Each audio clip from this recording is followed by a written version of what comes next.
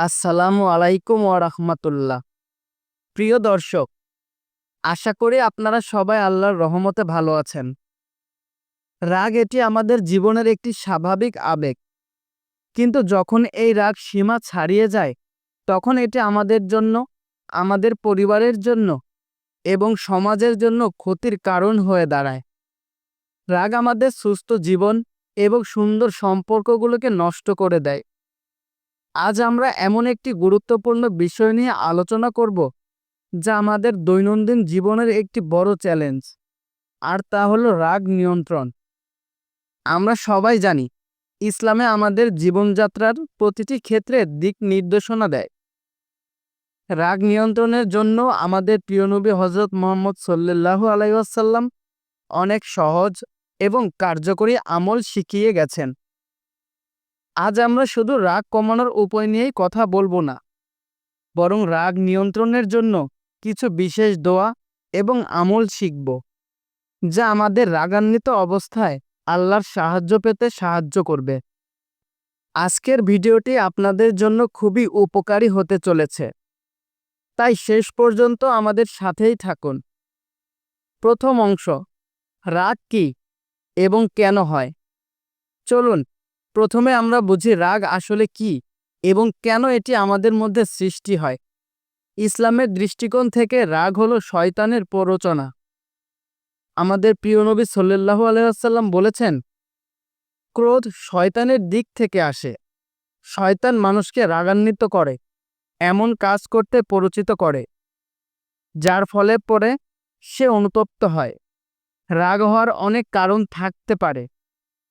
শারীরিক কারণ, ঘুম কম হওয়া, ক্ষুধা বা অসুস্থতা, মানসিক চাপ, কাজের চাপ, সম্পর্কের টানাপোড়েন বা আর্থিক সমস্যা। শয়তানের প্ররোচনা, শয়তান আমাদের মনে খারাপ চিন্তা ও ভুল বোঝাবুঝি ঢুকিয়ে দেয়, যা রাগের জন্ম নেয়।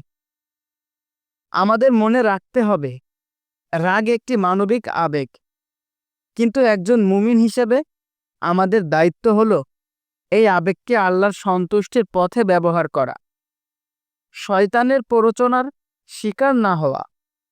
দ্বিতীয় অংশ, রাগের ইসলামিক সমাধান। এবার আসি মূল আলোচনায়। ইসলাম রাগকে নিয়ন্ত্রণের জন্য কি কি দিক নির্দেশনা দেয়। আমাদের নবী সাল্লাল্লাহু আলাইহি সাল্লাম কিছু সহজ এবং কার্যকর আমল শিখিয়েছেন। নাম্বার 1, অবস্থা পরিবর্তন করা। হযরত আবু হুরায়রা রাদিয়াল্লাহু তাআলা আনহু থেকে বর্ণিত, রাসূল সাল্লাল্লাহু আলাইহি সাল্লাম বলেছেন, যখন তোমাদের কারো রাগ হয় এবং সে দাঁড়ানো অবস্থায় থাকে, তাহলে সে যেন বসে পড়ে। এতে যদি রাগ দূর হয় তো ভালো, অন্যথায় সে যেন শুয়ে পড়ে।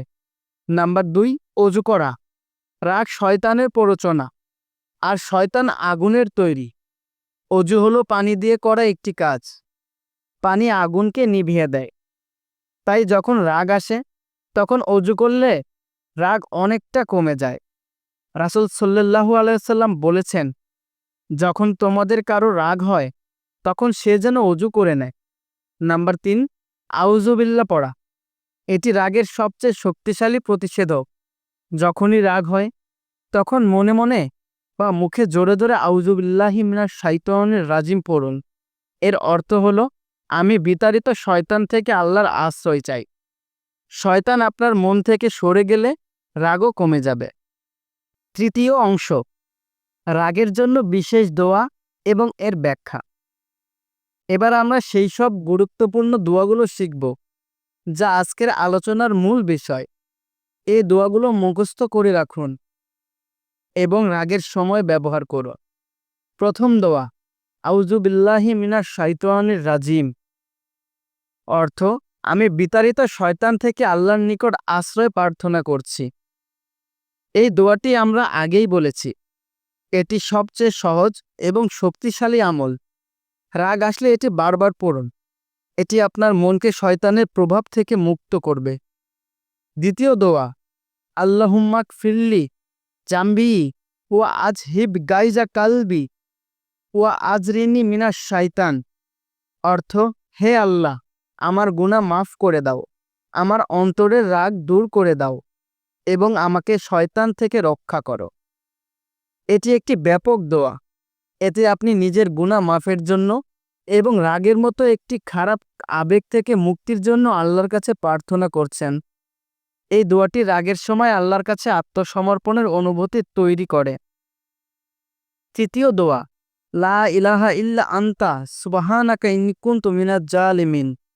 অর্থ, আপনি ছাড়া কোনো ইলাহা নেই, আপনি পবিত্র, নিশ্চয় আমি জালিমদের অন্তর্ভুক্ত। এটি ইউনুস আলাইহিস সালাম এর দোয়া। রাগের সময় যখন আপনি মনে করেন আপনি অন্যায় বা ভুল করছেন, তখন এই দোয়াটি পড়তে পারেন। এটি আপনার মনকে শান্ত করবে এবং আপনার ভুল স্বীকার করতে সাহায্য করবে। প্রিয় দর্শক, আজ আমরা শিখলাম রাগ কেন হয়, কিভাবে এর সমাধান করা যায় এবং এর জন্য কিছু গুরুত্বপূর্ণ দোয়া। রাগ আসলে শুধু শয়তানের প্ররোচনা নয়, এটি আমাদের ঈমানেরও একটি পরীক্ষা। মনে রাখবেন, আমাদের নবী সাল্লাল্লাহু আলাইহি সাল্লাম বলেছেন, শক্তিশালী সে নয় যে কুস্তিতে অন্যকে পরাজিত করে, বরং শক্তিশালী সে যে রাগের সময় নিজেকে নিয়ন্ত্রণ করতে পারে। সুতরাং আসুন আমরা সবাই রাগকে জয় করতে শিখি। যখনই রাগ হবে এই দোয়াগুলো পড়ুন, অজু করুন এবং আল্লাহর কাছে সাহায্য চান। আল্লাহ আমাদের সবাইকে রাগকে জয় করার তৌফিক দান করুন। আমাদের আজকের ভিডিওটি যদি আপনার ভালো লেগে থাকে তাহলে অবশ্যই লাইক করবেন, শেয়ার করবেন এবং আমাদের চ্যানেলটি সাবস্ক্রাইব করে আমাদের সাথেই থাকবেন। পরবর্তী ভিডিওতে অন্য কোনো নতুন বিষয় নিয়ে আবার দেখা হবে। আসসালামু আলাইকুম ওয়া রাহমাতুল্লাহ।